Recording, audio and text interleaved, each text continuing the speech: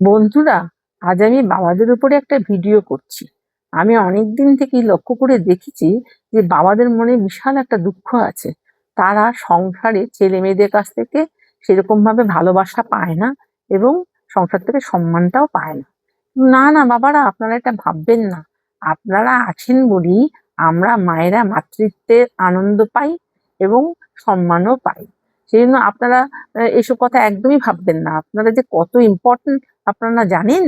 এই যে অনেক সময় দেখা যায় যে মা কিছু ভালো রান্না করলে ছেলেমেয়েরা দৌড়ে এসে মাকে জড়িয়ে ধরে কত আদর করে, বলে, মা তুমি আজকে কি ভালো রান্না করেছো। কিন্তু তারা তো জানে না যে এই যে ভালো রান্নার পিছনে বাবার কতখানি অবদান। বাবাই কিন্তু বাজার থেকে সুন্দরভাবে ভালো ভালো জিনিস বাজার করে এনে দেয়।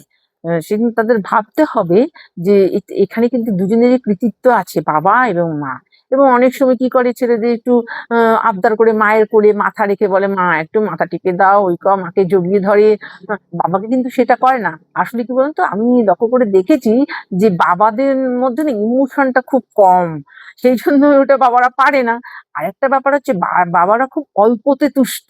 কোনো সময় নিজেদের জন্য ভালো, পুজোর সময় ভালো জামা কাপড় কিনবে না, বউ ছেলে মেয়েদের খালি গাদা জামা কাপড় দিয়ে দেবে, একটা ভালো জুতো কিনবে না।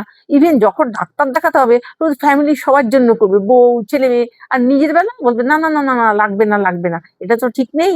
বাবারা, আপনারা কিন্তু সব সময় নিজেদের দিকে একটু নজর দেবেন। আপনারা আছেন বলেই ফ্যামিলি আছে, না হলে ফ্যামিলি রসাতলে চলে যেত।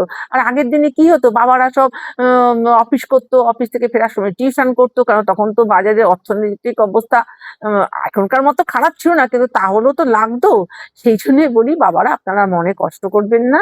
আর ছেলে মেয়েদেরকেও বলছি, তোমরা কিন্তু মার সঙ্গে যেরকম করো সেরকম বাবাকেও মাঝে মাঝে জড়িয়ে ধরবি, আদর করবি।